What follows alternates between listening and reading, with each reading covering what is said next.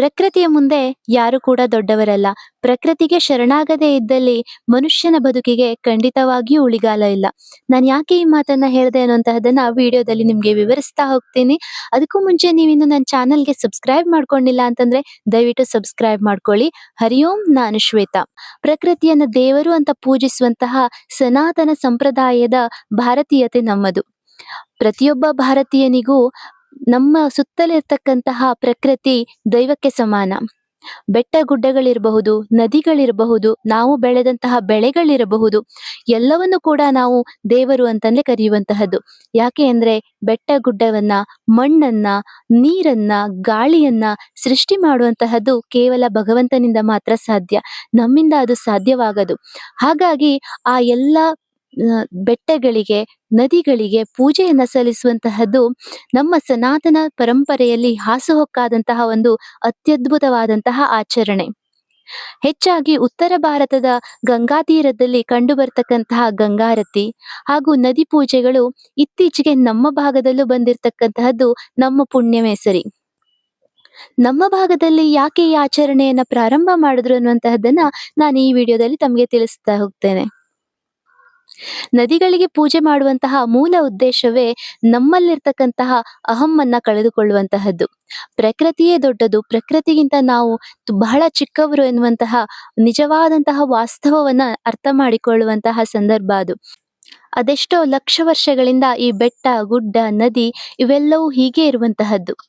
ಅತಿ ಸಹಜವಾದಂತ ರೀತಿಯಲ್ಲಿ ಇರ್ತಕ್ಕಂತಹ ಈ ಪ್ರಕೃತಿಗೆ ನಾವು ಹೊಂದಿಕೊಳ್ಳಬೇಕೇ ವಿನಃ ಅದನ್ನ ತಿರುಚಿ ಮುರುಚಿ ಇನ್ನೇನೋ ಮಾಡುವಂತಹದ್ದು ಖಂಡಿತವಾಗಿಯೂ ಮಾನವನ ಮೂರ್ಖತನದ ಕೆಲಸ ಆಗಬಹುದು. ಯಾಕೆ ಅಂದ್ರೆ ಸಹಜವಾಗಿ ಹರಿಯುವಂತಹ ನದಿಯ ನೀರನ್ನ ತೀರಿಸುವಂತಹದ್ದು, ಸಹಜವಾಗಿ ತಲೆ ಎತ್ತಿ ನಿಂತಿರತಕ್ಕಂತಹ ಬೆಟ್ಟವನ್ನ ಬುಡ ಸಮೇತ ಇನ್ನೆಲ್ಲೋ ತೆಗೆದುಕೊಂಡು ಹೋಗಿ ಇಡ್ತೇನೆ ಎನ್ನುವಂತಹದ್ದು ಮೂರ್ಖತನ ಅಲ್ವಾ? ಅಂತಹದ್ದೇ ಒಂದು ಮೂರ್ಖತನದ ಕೆಲಸ ನಮ್ಮ ಉತ್ತರ ಕನ್ನಡದಲ್ಲಿಯೂ ನಡೀತಾ ಇದೆ. ತಮ್ಮೆಲ್ಲರಿಗೂ ಗೊತ್ತಿರುವ ಹಾಗೆ ಅಘನಾಶಿನಿ ಮತ್ತೆ ಬೇಡತಿ ನದಿಗಳನ್ನ ಬೇರೆ ನದಿಗಳ ಜೊತೆಗೆ ಜೋಡಣೆಯನ್ನ ಮಾಡಿ ಈ ನದಿ ನೀರುಗಳನ್ನ ಮತ್ತೊಂದು ಪ್ರದೇಶಕ್ಕೆ ಹಾಯಿಸುವಂತಹ ಕೆಲಸ ಆಗ್ಬೇಕು ಎನ್ನುವಂತಹದ್ದು ಸರ್ಕಾರದ ಯೋಜನೆ. ಅದನ್ನ ವಿರೋಧಿಸಿ ಸಾಕಷ್ಟು ರೀತಿಯಲ್ಲಿ ಈಗಾಗಲೇ ಹೋರಾಟಗಳು ನಡೀತಾ ಇರುವಂತಹದ್ದು ತಮ್ಮೆಲ್ಲರಿಗೂ ಗೊತ್ತಿದೆ. ಅಘನಾಶಿನಿ ಹಾಗೂ ಬೇಡತಿ ನದಿಗಳು ಕೇವಲ ಉತ್ತರ ಕನ್ನಡ ಜಿಲ್ಲೆಯಲ್ಲಿ ಹರಿತಕ್ಕಂತಹ ನದಿಗಳಲ್ಲ. ಇವುಗಳು ಉತ್ತರ ಕನ್ನಡ ಜಿಲ್ಲೆಯ ಜನರ ಜೀವನಾಡಿಗಳು. ಅಷ್ಟೇ ಅಲ್ಲ, ಎಷ್ಟೋ ಸಾವಿರಾರು ಎಕರೆಗಟ್ಟಲೆ ಕೃಷಿ ಭೂಮಿ, ಅದರ ಜೊತೆಗೆ ಹೇಳ ಹೆಸರಿಲ್ಲದಷ್ಟು ಸಸ್ಯ ಸಂಕುಲ, ಪ್ರಾಣಿ ವೈವಿಧ್ಯತೆಗೆ ಇದೇ ನದಿಯ ನೀರು ಆಧಾರವಾಗಿರ್ತಕ್ಕಂತಹದ್ದು. ಕೇವಲ ಮನುಷ್ಯನೊಬ್ಬನೇ ಇದನ್ನ ಉಪಯೋಗಿಸುವಂತಹದ್ದು ಅಂತ ಆದ್ರೆ ನಾವು ನಮಗೆ ಹೇಗೆ ಬೇಕು ಹಾಗೆ ಉಪಯೋಗಿಸಬಹುದಾಗಿತ್ತು. ಆದ್ರೆ ಇದನ್ನೇ ನಂಬಿಕೊಂಡು ಸಾಕಷ್ಟು ಪ್ರಾಣಿಗಳಿವೆ, ಪಕ್ಷಿಗಳಿವೆ, ಸಸ್ಯಗಳಿವೆ.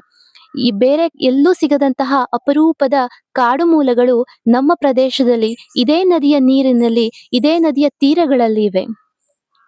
ಇವುಗಳೆಲ್ಲವನ್ನ ಉಳಿಸಿಕೊಳ್ಳುವಂತಹ ನಿಟ್ಟಿನಲ್ಲಿ ಈ ಜಲ, ಈ ನೆಲ, ಈ ಮಣ್ಣು, ಈ ಪ್ರಕೃತಿ, ಈ ಹಸಿರು, ಈ ಕಾನು ಇದು ನಮ್ಮದು, ನಾವು ಇದನ್ನ ಉಳಿಸಿಕೊಳ್ತೇವೆ ಎನ್ನುವಂತಹ ನಿಟ್ಟಿನಲ್ಲಿ ಮರೆತು ಹೋದಂತಹ ಅಥವಾ ನಮ್ಮ ಭಾಗದಲ್ಲಿ ಇಲ್ಲದಂತಹ ಒಂದು ಪದ್ಧತಿಯನ್ನ ಮತ್ತೆ ಪುನಶ್ಚೇತನಗೊಳಿಸಿದಂತಹವರು ನಮ್ಮ ಸ್ವರ್ಣವಲ್ಲಿ ಮಹಾಸಂಸ್ಥಾನದ ಶ್ರೀಮದ್ ಶ್ರೀ ಗಂಗಾಧರೇಂದ್ರ ಸರಸ್ವತಿ ಮಹಾಸ್ವಾಮಿಗಳವರು. ಇತ್ತೀಚೆಗೆ ಅಂದ್ರೆ ಮಹಾಶಿವರಾತ್ರಿಯ ಶುಭ ಸಂದರ್ಭದಲ್ಲಿ ಸಾಕಷ್ಟು ಕಡೆಗಳಲ್ಲಿ ಅಘನಾಶಿನಿ ಮತ್ತೆ ಬೇಡತಿ ನದಿಗಳ ತೀರ ಪ್ರದೇಶದಲ್ಲಿ ನದಿ ಪೂಜೆ ಮತ್ತು ಸಂಧ್ಯಾ ಸಮಯದಲ್ಲಿ ಗಂಗಾರತಿಗಳು ನಡೆಯಿತು. ಅದನ್ನ ಕೇಳಿಯೇ ನನಗೆ ಬಹಳ ಖುಷಿ ಆಯ್ತು. ಅದರ ಒಂದಷ್ಟು ವಿಡಿಯೋಗಳು, ಫೋಟೋಸ್‌ಗಳು ಲಭ್ಯವಾದಾಗ ಅದನ್ನ ತಮ್ಮ ಜೊತೆಗೂ ಹಂಚಿಕೊಳ್ಬೇಕು ಅನ್ನುವಂತಹ ಆಸೆ ಆಯ್ತು ನನಗೆ. ಹಾಗಾಗಿ ಆತ್ಮೀಯರಲ್ಲಿ ಕೇಳಿ ಈ ಒಂದು ವಿಡಿಯೋಸ್‌ಗಳನ್ನ, ಫೋಟೋಸ್‌ಗಳನ್ನ ಮತ್ತಷ್ಟು ತೆಗೆದುಕೊಂಡು ಅದನ್ನ ಜೋಡಿಸಿ ನಿಮ್ಮ ಮುಂದೆ ಇಟ್ಟಿದ್ದೇನೆ. ನಿಮಗೂ ಸಹ ಈ ವಿಚಾರ ಒಂದು ಖುಷಿಯಾಗಬಹುದು ಅಂತ ಅಂದ್ಕೊಂಡಿದ್ದೇನೆ.